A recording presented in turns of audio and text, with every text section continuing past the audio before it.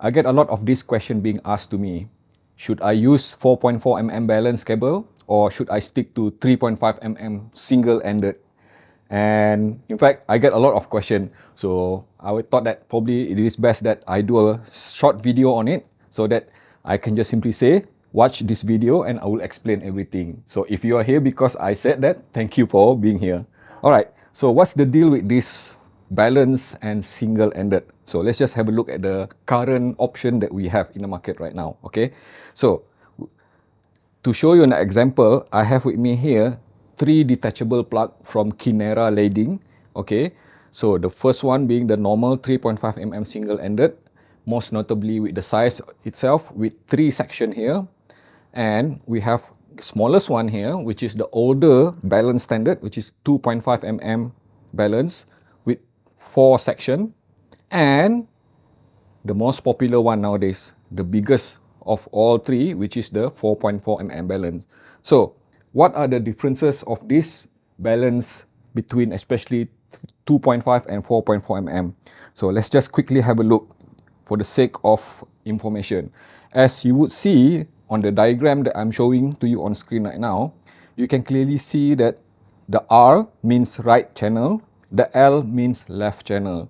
So as noted there, both 2.5 mm and 4.4 mm balance offer separate ground, which means that, as you would know, audio channel goes from, in and out concept. Okay, so in order to for it to complete a circle, it must go in, it must go out. So it goes in using the plus channel and goes out using the minus channel. So in this instance of balance, the concept is the same between the two of them. One goes in, one goes out, right goes in, and it goes out using a dedicated right side ground. So the difference with single-ended is that, right, single-ended means that single ground or common ground. So which means that both left and right share the same ground.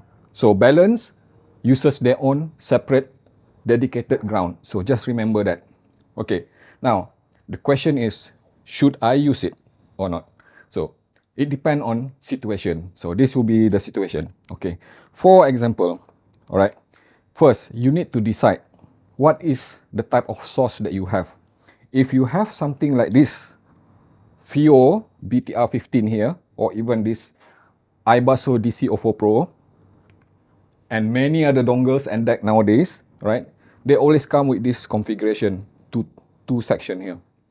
4.4 mm balance and 3.5 mm single-ended. You see here, okay? All the same.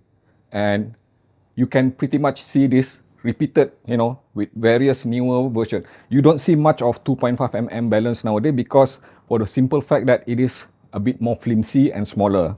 This 4.4 mm balance is of course bigger. But the question right now is that, again, goes back to, should I use which one? Okay, it depends. All right.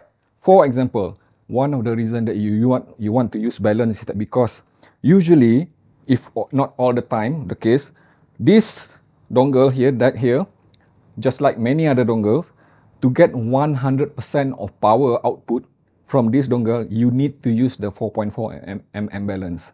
Because as you would see the configuration here for both of them, clearly we can see that the 3.5 mm single-ended has been tuned down a lot by 50%. You get only 50% of the power offered by these two decks. So naturally, when you attach something which is highly scalable, like magnetic planar headphone or IEM, and when I say scalable, something which can appreciate more power, all right, something like, Hidis MP145 or Hi-Fi Man Sundara or Fostech T40 Mark III, right?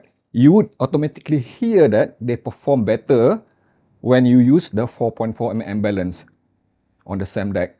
And when you switch to the 3.5 mm, because of that half of power being produced, you're gonna hear, sounds like, this is kind of a bit weak, soft, or even, lacking dynamic.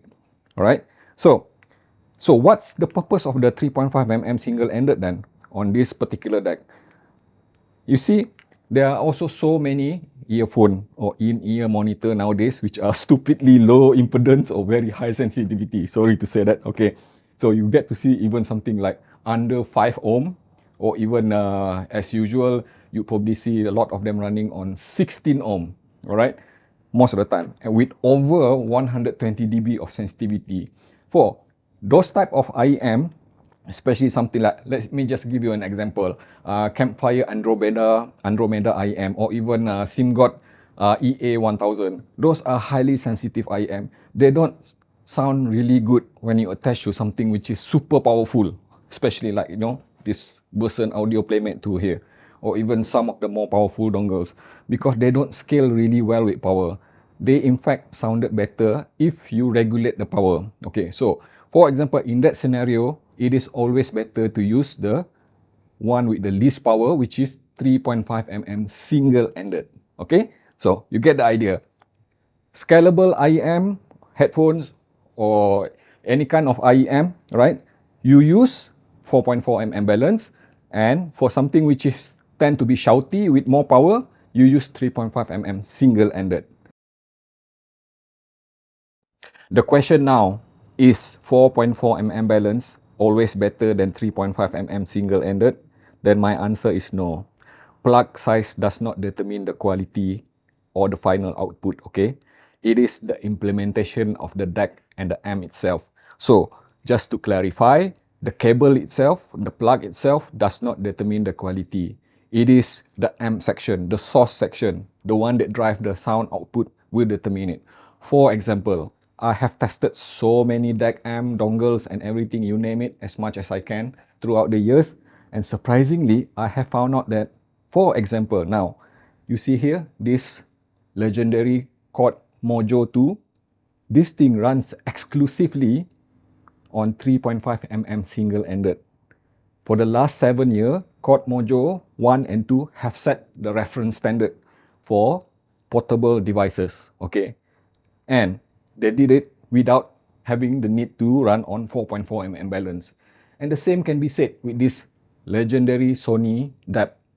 I have tested quite a number of few DAPs, and this is the only one that I'm keeping right now, because I don't think anything else which I have used so far can compete with this, the sort of sound quality that I'm hearing from this legendary Sony PCM D100. And it runs exclusively on 3.5 mm single-ended. Okay, and just have a look at Dongle Madness itself. You see here, my top 3 dongles since day 1 of Dongle Madness. You would remember Ovidius B1, okay? This is the first 5-star dongle rated in Dongle Madness 3 years ago, and I still keep it with me. I love it. It runs exclusively on 3.5 mm single-ended. So does this long-standing Centron DACport HD, number 1 for almost 1.5 years before BAFC 6 steps in. Both of them are equally on number 1 of Dongle Madness out of 160 dongles which I have tested. And both of them only runs on 3.5 mm single-ended. Crazy, right? So, and finally, my desktop reference here, Burson Audio Playmate 2. It runs on 3.5 mm single-ended only, or should I say single-ended only, both on 6.3 and 3.5, no 4.4 mm balance. And this thing offers 3000 over milliwatt of power, class A amplifier, so it doesn't stop it from being amazing sounding. Before I conclude, just to recap on what I have mentioned earlier, alright, the majority, if not all of the DAC which I have tested so far that offers both 3.5 mm single-ended and 4.4 mm balance typically tend to put the most power on the balance side and least power on the 3.5 mm single-ended. But that is not always the case. And a good example is this Venture Electronic Megatron. You see this Venture Electronic, it has all 3 sizes, okay? 4.4 mm balance, 3.5 mm single-ended, and also 2.5 mm balance. The good thing about this VE Megatron is that all 3 of them uses the same power circuit, which means that you can expect equal power on all 3 of them. So regardless of which port you use, they all sounded the same because they all uses the same power. But it cannot be said of most other, or in fact 99% of other DAC amp, which intentionally, like I mentioned earlier, split, you know, half the power on 3.5 mm single-ended. So just remember this, plug sizes does not determine the quality. It is the implementation of the DAC and the amp itself, how they are tuned.